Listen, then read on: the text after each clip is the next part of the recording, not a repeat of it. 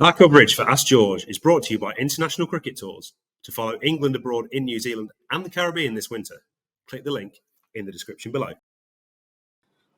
England are missing their talismanic skipper for this series, but can they fire without Stokes against Sri Lanka? Let's find out. Welcome to Ask George. I'm here with the Cricketers' chief correspondent, George Dobell at Old Trafford, or as Twitter user Dave Moore called you, Old Rebel Old Egg, which was erroneously described as an anagram of your name, George. It's so much easier to make decent anagrams if you add extra letters. Quite. One too many Ds, which is never a good thing. It's kind of cheating, Dave. I like it. Old Rebel Old Egg, is that what it was? I can't Old think Rebel that Old works. Egg, yeah. The famous Billy Idol song, wasn't it? Something like If only. that. Quite. Anyway, on to Test match cricket, which is why we are here. Just a 52-year-old from Nottinghamshire, don't know what that's an anagram of, asks, does the team selection for the first test suggest that England are in danger of underestimating Sri Lanka? I don't think it does really, no.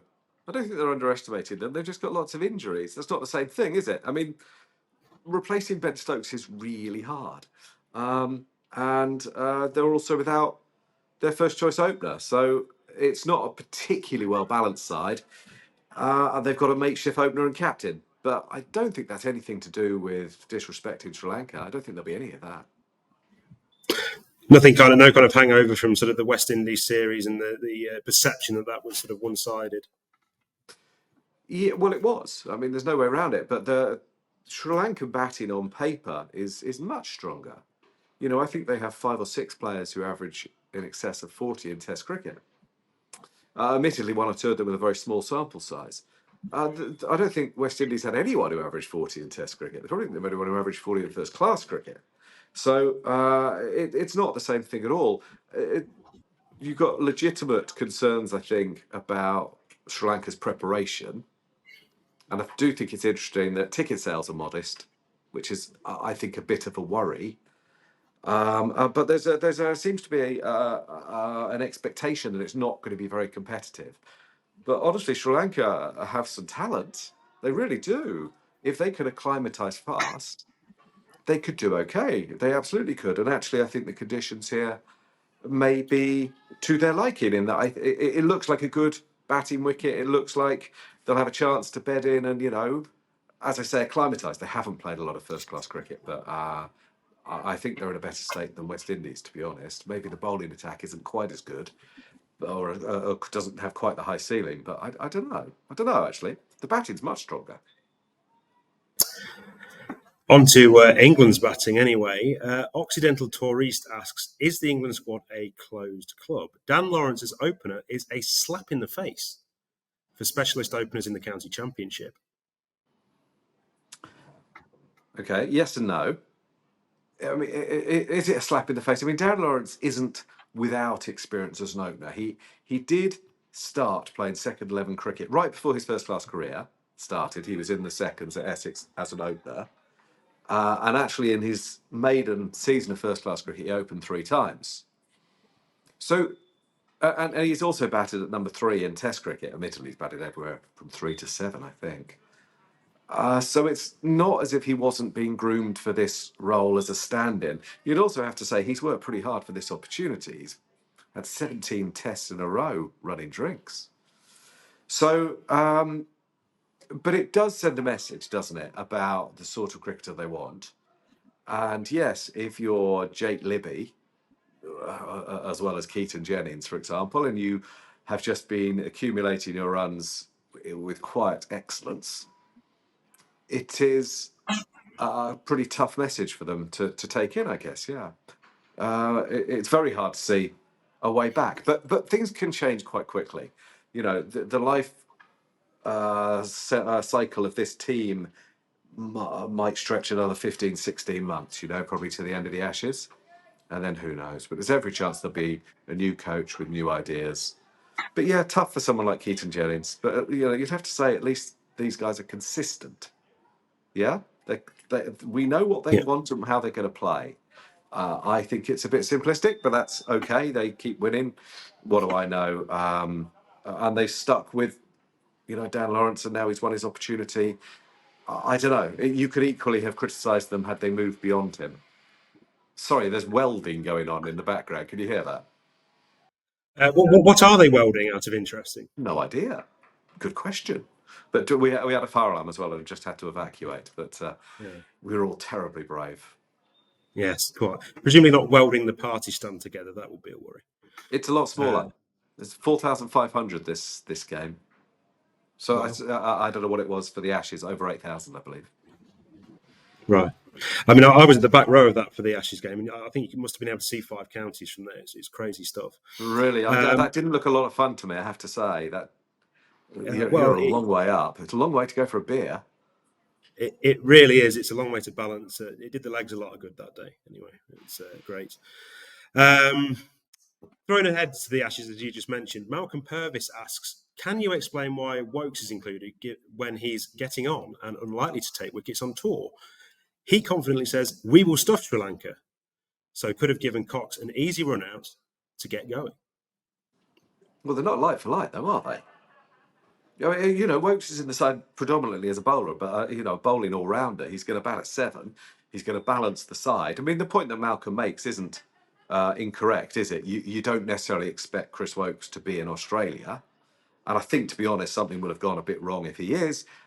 But they're balancing the need for the future with the need now, and in England, Chris Woakes is an excellent cricketer. I think he's got 2 fifers at Emirates Old Trafford in the last few years. So, without him, who would be batting at 7 and bowling all those overs? So I can see that what they're doing. I'm a bit surprised myself.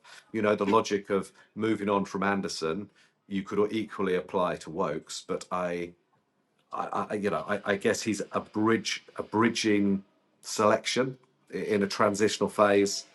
I still wouldn't expect him to be in Australia. So the point that Malcolm makes isn't unreasonable, but I hope that explains why he's here. Cricketer subscribers can gain all our analysis and reports from international and county cricket for just £3.99 a month. Check out the link alongside the video. Daniel Hunt has another idea about who might be batting 7 and bowling all those overs. He says, in Stokes' absence, I'm surprised that Sam Curran hasn't been called up to bat 7 and be the fourth seamer. Are you? A bit. I'm surprised that he wasn't in the conversation. I've asked about it this morning, and it doesn't seem he was thought about. I think that's interesting. I suppose they have concluded that he's not a bowler that is going to be hugely effective in Test cricket in Australia. But they are playing Woakes. It's interesting, isn't it, that he hasn't been thought about, and it suggests that his Test career, maybe it's over. I mean, he's a young fella to be talking in such ways, but yeah, I think if it had been up to me, I probably would have called him into the squad. The other one I was interested in is Jordan Clark, but he's injured. But he might have been a decent like-for-like replacement for Stokes in the short term. But anyway, they've got Chris Woakes. They've decided to play the extra seamer, which I think makes sense. Yeah, it's 3 back-to-back tests, basically, and you don't want to break Mark Wood or Gus Atkinson. So it means the seamers can operate in shorter spells. You've got 4 of them to rotate. But yeah, I was a bit surprised. It probably tells you how Sam Curran's star has fallen as a Test cricketer, while he's embraced the life of a very successful T20 player. I would have got him involved. He looked in fantastic form, didn't he, in the 100? He had a spectacular tournament. I mean, just sort of on the point of batting 7, I mean, this doesn't really negate the reason he was brought in necessarily, but it'll be interesting to see how Jamie Smith does a place higher up in the order. Yeah, it'll be interesting, but I mean, he'll be fine, won't he? I mean, he could easily bat 6. Maybe there's a concern about how much rest he gets between batting and keeping, but he should be all right at 6. You would hope that the top order give him enough time to, have a shower, stretch his legs. But the worry with that is just how long the tail is. Chris Woakes actually made his debut as a number 6. I don't know if people remember that in 2013, but it's a wee bit high, isn't it? He's possibly okay at 7. You may prefer him at 8. 7's okay, but to then go to Potts or Atkinson at 8, that feels high for them. So there is a bit of a tail. But they're always going to miss Ben Stokes. He's really good at cricket. He balances the side. They've got to find a way to do it without him. I think that what they've settled on is reasonable. Onto the subject then of Ben Stokes and the captaincy. Danny here asks, potentially tongue in cheek, given almost all of Ollie Pope's captaincy experience has been in the T20 Blast, how well do you think he'll manage the power play bowlers in this match? Yeah, I mean, clearly tongue in cheek, but I actually think there's a serious point in there somewhere that I'm not sure that captaining in T20 isn't more difficult. I mean, at least you don't have any of those bowler allocation issues. Who's going to bowl at the death or anything like that?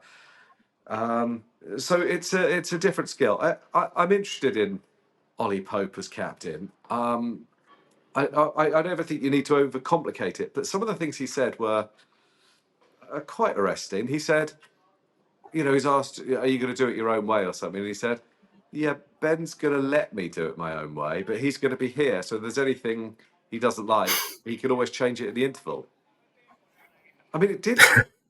I don't know. Look, I've put that quote in my piece, so I probably slightly misquoted. So have a read of what he actually said, but it did just have a slight whiff of Ben said I could stay up late and watch Doctor Who if I'm good.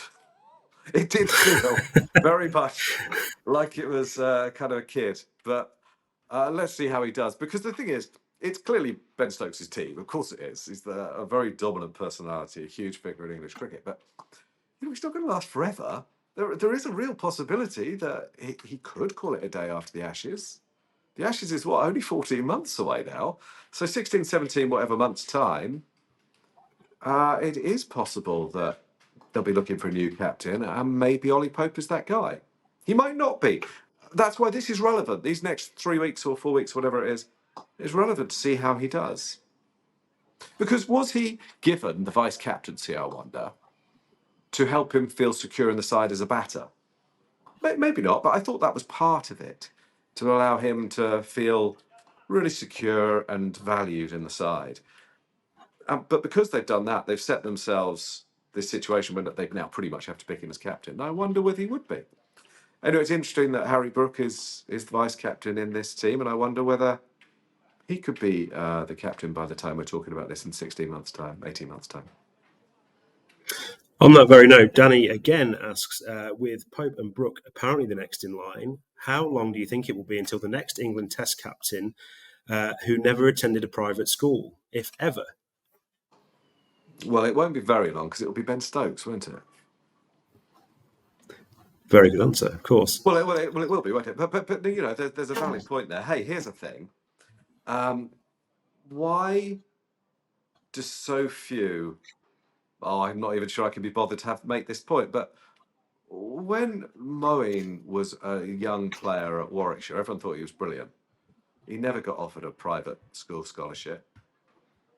Other players did, Ian Bell did. Why did Azim Rafiq not get offered one at Yorkshire? He was the under-15 captain, the under-17, under-19 England captain, and the Yorkshire captain at 2021. But Joe Root did.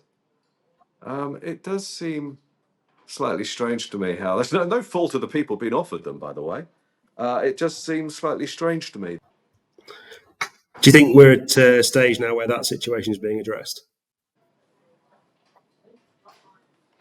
Well, I just said it. I probably wouldn't have dared a couple of years ago.